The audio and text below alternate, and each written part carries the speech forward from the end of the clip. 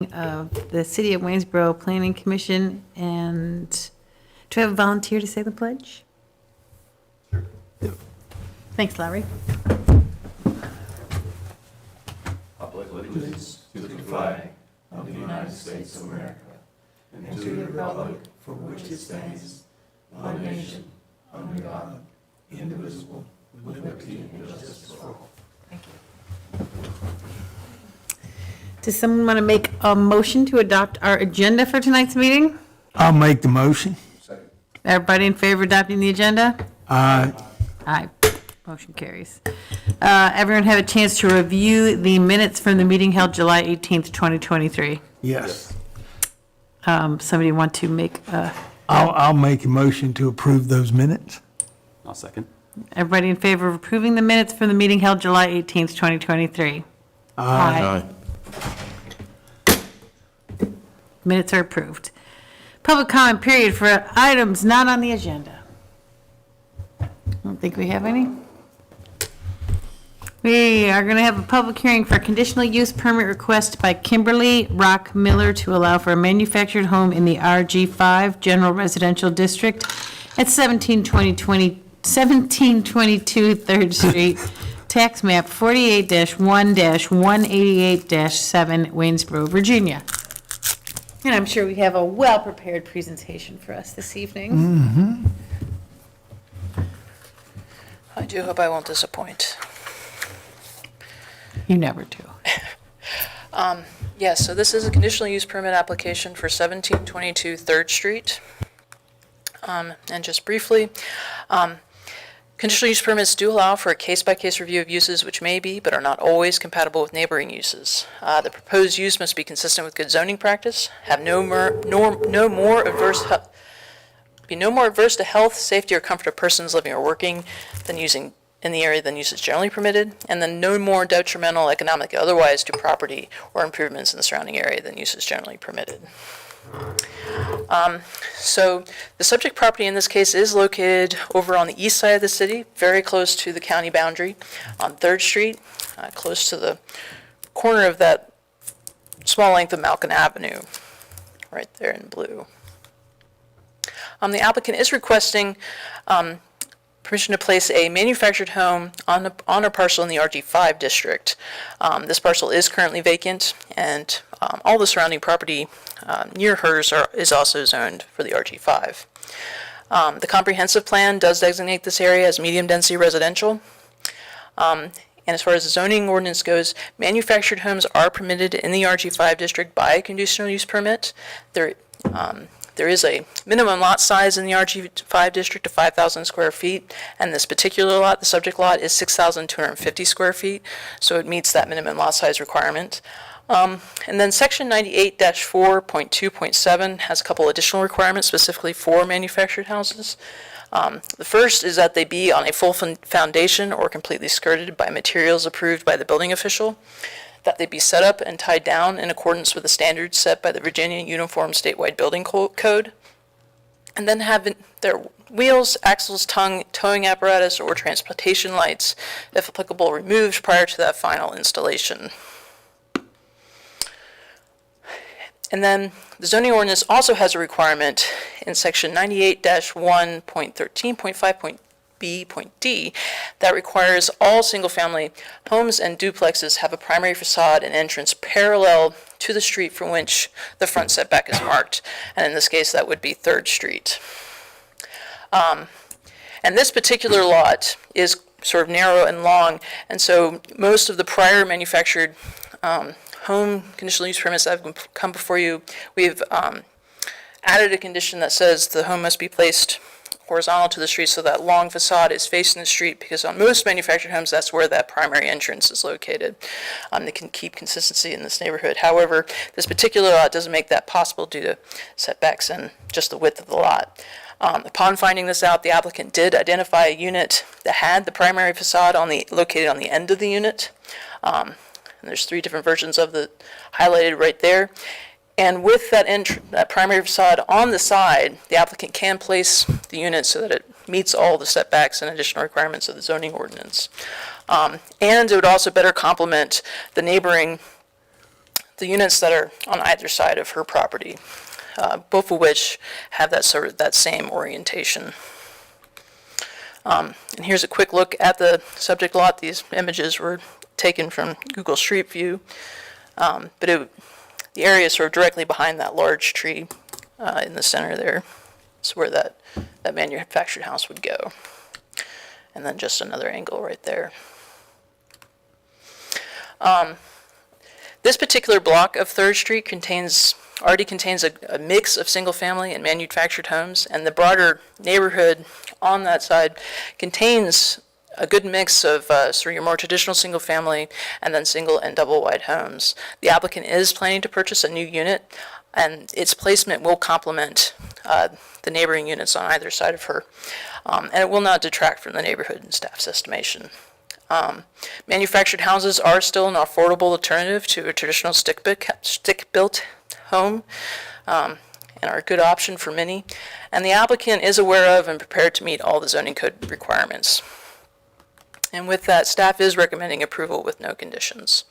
Happy to answer any questions you might have, and the applicant is also here tonight to answer any questions.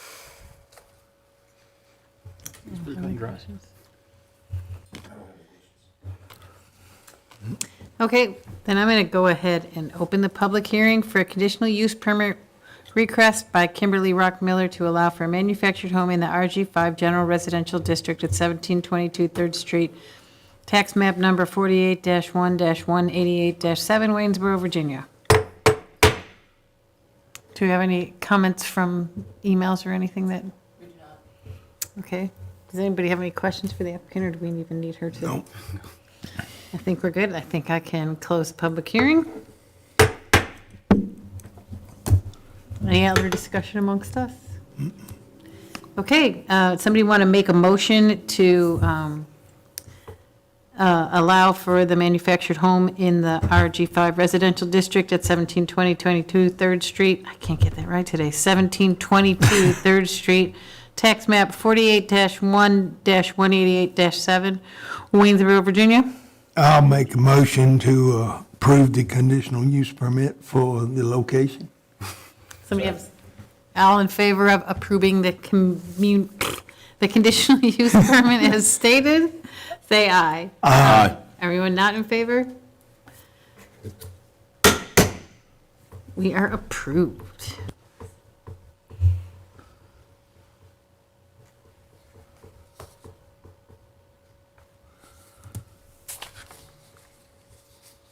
And we are on to the next public hearing for a conditional use permit by Waynesboro Area Refuge Ministry, Warren, to modify its existing conditional use permit 13-091 and, oops, I think I missed part of the sentence, and 18-312, allowing temporary supportive housing operations in the RG5 General Residential District at 1035 Fairfax Avenue, tax map number 26-1-9A, Waynesboro, Virginia. Yeah, so this is an amendment for the Waynesboro Area Refuge Ministries conditional use permit for their location on 1035 Fairfax Avenue. WARM is requesting amendment for their CUP for conditions 1B and C. These amendments would increase the maximum number of persons permitted in the building from 30 to 35, and this would allow them to serve one additional family. And then also they're requesting to reduce the number of required staff from 3 to 1. Just a little bit of background. WARM provides temporary supportive housing for women and their children. They currently operate under a conditional use permit that was issued in 2013 and amended in 2018. And their location on Fairfax Avenue can host up to 28 homeless women and their children currently. Their facility has 8 bedrooms for the guests and then 2 for the staff. And it does operate 24 hours a day, 7 days a week. They have recently acquired space in the former Ark of Augusta building and have moved their administrative offices over there. That building is located right next door. And that opened up an additional room in the 1035 Fairfax Avenue location, which led to this request. The reduction in staffing request aligns better with WARM's current mission. The staff is working in shifts rather than residing on the site, and they will still have one staff member on call at all times. They have expressed concerns about finding staff to fill open positions when they become open, and they also noted that this would allow them to save money that can then be put to or other uses in their mission. So just a quick location map showing where the 1035 Fairfax Avenue location is. It's located right there. The Public Works shops and sewage treatment plant are located sort of to the southeast of the property. You got Basic Park to the north. You have some single-family residential sort of located up behind the parcel, and then industrial located farther up Fairfax Avenue. And that former Arc of Augusta building where Warm has moved their offices is located right there. So this is what the first condition currently states. I'm not going to read it, but I'm going to go ahead and flip to where the changes would come in. So as far as the staff member goes in section B, they are requesting to amend that from 3 to 1, and the new requirements would have them maintain appropriate professional around-the-clock staffing coverage for the facility with no less than one full-time employee providing services and supervision 24 hours a day, 7 days per week. This will keep in place the second condition right here, which notes that they cannot operate without at least one qualified staff member on site, but then also maintain that additional on-call supervisor manager that will provide backup if needed. And then part 2 of B will remain in place as it is. And then the other requested change is for C, and that is for the number of persons, stating that the facility shall not exceed more than 35 persons, with the amendment inclusive of the transitional clients, the staff, and the volunteers at any given time. So that's where the amendments would come into play for that. The comprehensive plan does have their Fairfax Avenue location designated as a park. Staff notes that we're not sure why it's designated this way. It could have been a mapping error on the land use map, but this was never intended for park use, but that is how it's been designated. It is zoned for RG5, and the current use is permitted by the CUP that was approved back in 2013. It is accessed from Fairfax Avenue and does share a driveway with that former Arc of Augusta building, and it does have adequate public water and sewer facilities at that location.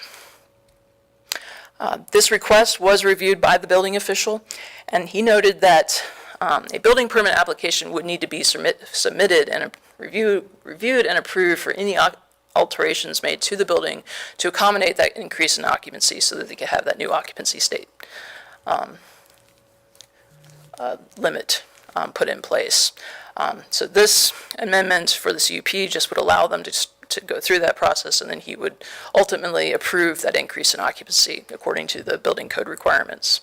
The fire department also took a look, and they noted that they would conduct their annual fire prevention code inspections based on that new occupancy number once it had been approved by the building official. And then as far as the surrounding properties go, it is that the Fairfax Avenue location is surrounded by that Arc of Augusta property. As I said, the adjacent uses are primarily industrial and with some residential, and there are no negative impacts anticipated from these proposed amendments. And so staff is recommending approval of the requested changes. Warm does have a proven record of helping families and providing services and support for women and their children. And that is all I have, and happy to answer any questions you may have. I'd like to better understand the 3 FTEs to 1, but we're increasing occupancy from 30 to 35. Can someone help me with the logic? I had hoped that Brian Edwards would be here tonight to answer any questions you might have regarding that specifically, but I'm happy to talk with him in more detail about that. I know he mentioned that for one, it would save them some money so they can put it to other uses for the facility, and then As I said, he did express Yeah. concern about that. I'd be interested, how is it saving money, because you still have to be there 24 hours. So Right. you're gonna have shift changes, 8-hour shifts versus somebody overnight, right? Yes, I'm happy to get some more information from them about that and Okay, let you know. thanks. Okay. I would imagine if they're not just permitted by us, but permitted by whoever licenses their facility, they would meet the minimum staffing requirements, or they wouldn't be allowed to operate, right? It would be assumed. I do know that it is somewhat unusual for conditional use permits to set conditions on employees. Right, I think that what I'm saying is And it's not so our it's- business. Sort of, I mean, it is and it isn't. But wouldn't the licensure of that as an operating facility, wouldn't the number of the ratio of staff to clients be determined by that? Is there a license for that kind of facility? Right. That's, again, something I can find out, actually. I'm not sure, but I can definitely find that out for you. And I think, to speak to you, Kenny, I think if they can't find somebody to stay overnight, they got to do shift work. And that could be the issue at hand. I mean, he sort of alluded to that. You sort of alluded to finding people. So, can we have this is just a procedural question. Can we have the public hearing? And then, can we have the public hearing and decide on it later? I mean, I don't know how the rules work. Yes, I would think that you could, because it's not going to fundamentally change the application in any way. So I don't see why you couldn't have the public hearing tonight. And then get you some more information. And then we can table our decision until Table the it next until the meeting. next without meeting more and take it up information. Are you again. guys comfortable with that? Yeah, that's fine. It seems like a good idea since we're already here at the public hearing. Any other questions that we can send with Alice Sand for more information? I've got one, hopefully it's an easy one, because I think I was confused. I was thinking this was a separate building, like a temporary shelter, but no, this is just a better use of space that's already there. Yeah. Exactly. Yeah, Yep. it's an existing It's shelter. it's their existing shelter. They were able to move their offices out and they can use that to put one more family in. Yes. Yeah. Okay, so then I guess I'll go ahead and open the public hearing for a conditional use permit request by Waynesboro Area Refuge Ministry to modify the existing conditional use permit 13-091 and 18-312, allowing temporary supportive housing operations in the RG5 General Residential District at 1035 Fairfax Avenue, tax map number 26-1-9A in Waynesboro. Do we have any comments from the public or people who want to speak? We did not receive anything by phone or email. Okay. Public hearing is closed. And so can I request a motion to table our decision until the next meeting, based on the new information you bring to us? So moved. I can't make the motion. Oh, you made the motion. I mean, I was asking if I could, but okay, he moved it. All right, somebody have a second? Second. All in favor? Aye. Everybody not in favor? Oops, I hit the hammer a little bit. Motion carries. So we'll talk about it again next week when we have more specific information, and maybe Yes. Brian will be here Yes. to, or I suppose we could reach out. Are we allowed to reach out to him? I can't remember what makes a meeting and what doesn't make a meeting. Individually, I think you could, but not Okay, jointly. okay. So don't copy anybody on the emails. Okay, on to the next one. We're going to do a review of minor subdivision and final subdivision plats approved since the June 2023 meeting.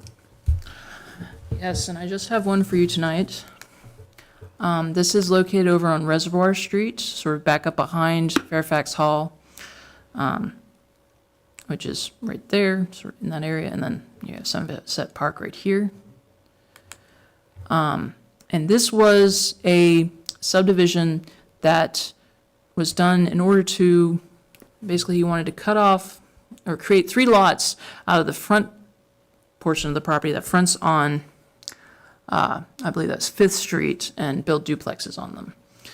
And so the overall subdivision was subdividing off those 3 front lots and then keeping the larger portion of the lot whole. I believe he could potentially be developing that at a later date.